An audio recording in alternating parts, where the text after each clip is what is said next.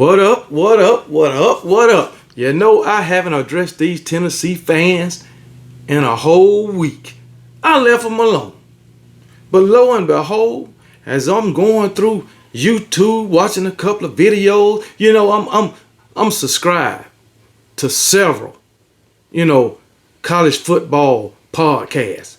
3 or 4 of them is Tennessee's fans podcast. And lo and behold, they are still upset, still complaining about the refs. They just won't let it go. I mean, at least 3 that I watched this morning is still complaining about the refs. They coming up with new theories and everything. Last week, before they played Kentucky, they tried to put themselves in the daggone Michigan scandal, saying the guy from Michigan stole Tennessee's signs and gave them to Shane Beamer. That's why Shane Beamer beat the brakes off of them in 2022, which I don't believe that. I definitely don't believe it. But hey, according to them and their way of thinking, it's a great possibility that happened. They just won't give it up. They will not give it up. All right? This season, they getting a lot of penalties called on them. They saying that the daggone NCAA, the SEC, and the refs, the officials, are plotting against them to keep them out of the SEC championship game and to keep them from going to the playoffs. How asinine is that? But in their little small teeny pea brains, that is actually happening. They're not blaming their Tennessee Vols. They're not blaming Josh Heupel for their piss poor performance on the football field. They're not blaming the players for accumulating all of these penalties. It's the refs. It's the NCAA. It is the SEC that's stopping them, that's causing them to lose all these games. No. It is not. They proved me wrong. They even complaining about the Kentucky game, even though they won. I thought that since they won, they wouldn't have an issue with the refs. But they done proved me wrong. I tell you that. They even going back to the Florida game, which was played 5-6 weeks ago. They still upset about that. And they still upset about the Alabama game. They saying that these teams are getting home cooking. Now, mind you, they've only had 3 away games this season. Okay, or 3 road games. That was against Florida in the Swamp, where they ain't won since 2003. That was in Bryant-Denny Stadium, where they ain't won since 2003. And last week against Kentucky, in which they won. And all of those games, they had more penalties called on them than the opponent. All right. And what they crying about, and all 3 of those games, there was only 1 live action penalty called against the opponent when they had several. But they had several pre-snap penalties called on them also, just like the opponent. I believe Kentucky had 4 penalties called on them. Alabama had 1. And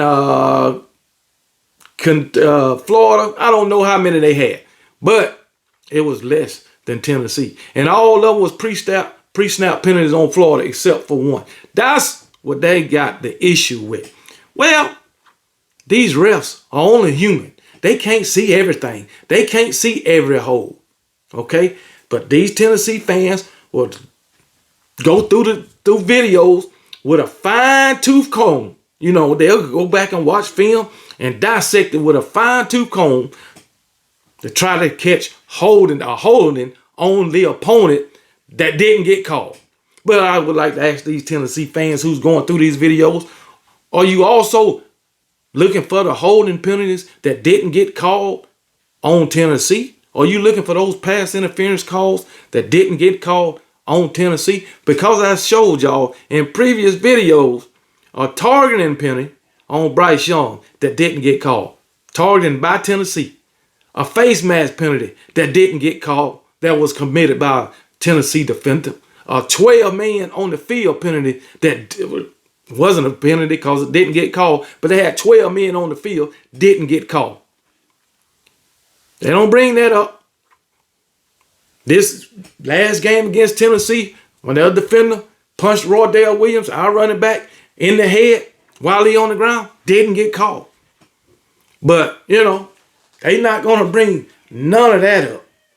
See what I'm saying? But they want to blame the refs. They want to blame the NCAA. They want to blame the SEC for holding them back, for keeping them out of the SEC championship and the national championship. Well, newsflash, Tennessee fans, I told y'all you ain't worth a damn. I told y'all before the season even started, you're going to take a step back. I told you that. Your best chance right now is to go 9-3. Because you ain't beating the Georgia Bulldogs. You ain't got a chance in hell. I don't give a damn if it is in Neyland Stadium. So your best chance is 9-3. So that's taking a step back because you went 10-2 last season. But everybody know or knew outside of the Tennessee fan base that Tennessee was not going to no SEC championship. Everybody know or knew besides Tennessee fans they wasn't going to the playoffs. Everybody knows that. You might make the playoff next year, being it's a 12-team playoff. You just might make it. Slim chance you will make that. But I tell you what, if you do, you won't go very far. And if you make it, it'll be without winning the SEC championship. Championship and Tennessee, those two words just don't go together.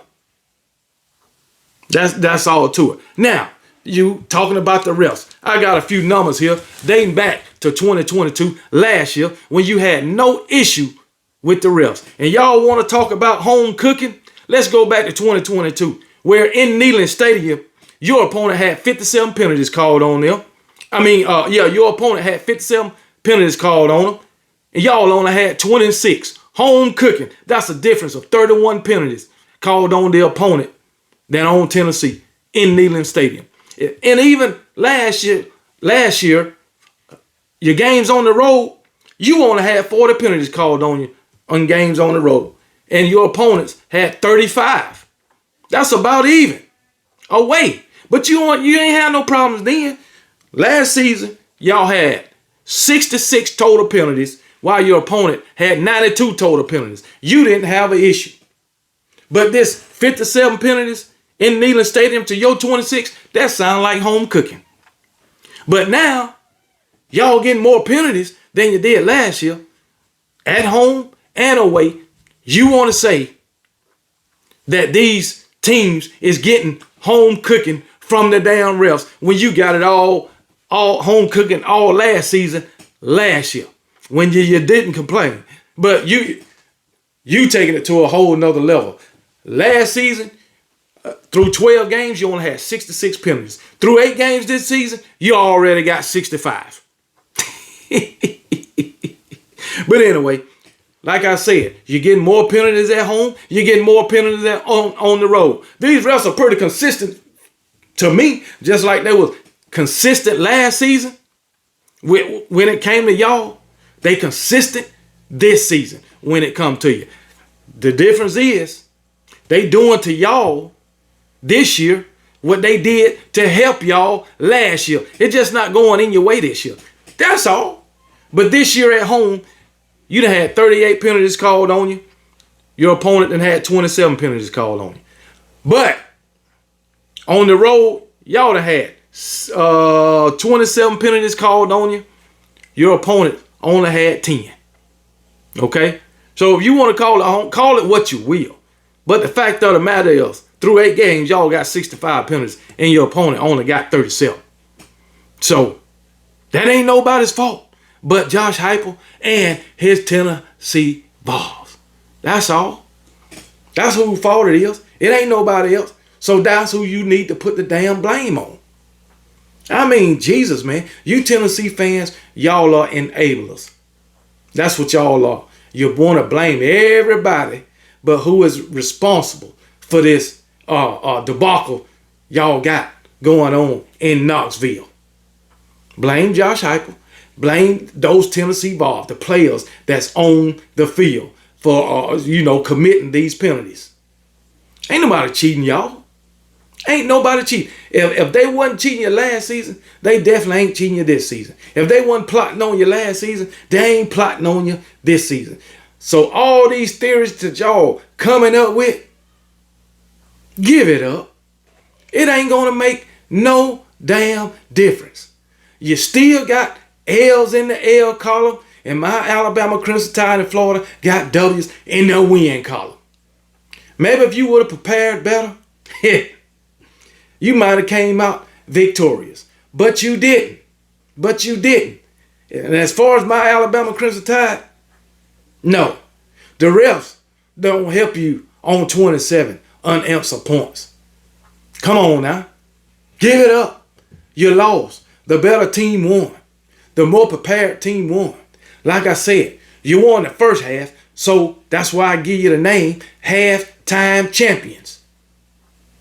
You have been stripped of your October champion name. So you are now the halftime champions.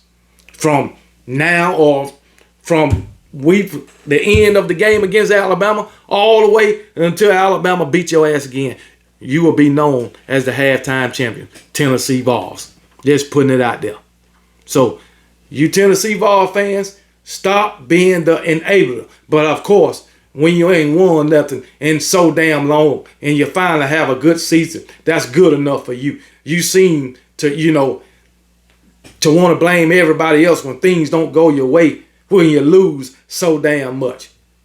Hell, as much as you've been losing, hell, you shouldn't have no problem blaming your damn selves or blaming Josh Heupel. I done told you time and time again, Josh Heupel, when you look at him, you're looking at the next Bush Jones. He is not the savior of the Tennessee Volunteers. It's just that way. It's that way. And guess what? I don't feel not 1 ounce of pity for you Tennessee Vols fans. And as a matter of fact, I love that you're miserable. And I love basking in your misery. Matter of fact, what you need to do, Tennessee fans, is take a note from those Clemson Tiger fans. They calling out Dabo for the mediocrity product he put on the field. So why don't you call out daggone Josh Heupel for that mediocre football team he putting on the damn field? I'm sure Josh Heupel, he probably making a pretty penny too. How about y'all call him out for the mediocre coaching performance that he doing? How about you call him out for acting like a damn big baby up on these daggone podiums on national TV when they ask him about the rep? Won't he just answer the damn question instead of looking like a big ass baby sitting up there, tail tucked between his legs, whining and daggone crying? How about you call him out on that? Take a note from the Clemson fans, all right? Because guess what? Over here, we winning. That's all I know. Over here, my Alabama Crimson Tide winning. We happy over here, okay? Just want to put it out there. So, hey, Tennessee fans, stop your damn crying, stop your damn complaining, and suck it up and drive the fuck on. Take a knee and drink some damn water and recuperate. All this damn crying, it ain't called for. All right? You ain't going into the SEC championship. You ain't going to the playoff. You'll go to a bowl game, and that is it. That is what you known for. The bowl game Vols. That's what I call you. The bowl game Vols, the halftime fans, what any other thing you can think of except champions. That's all I know. Roll damn Tide, baby.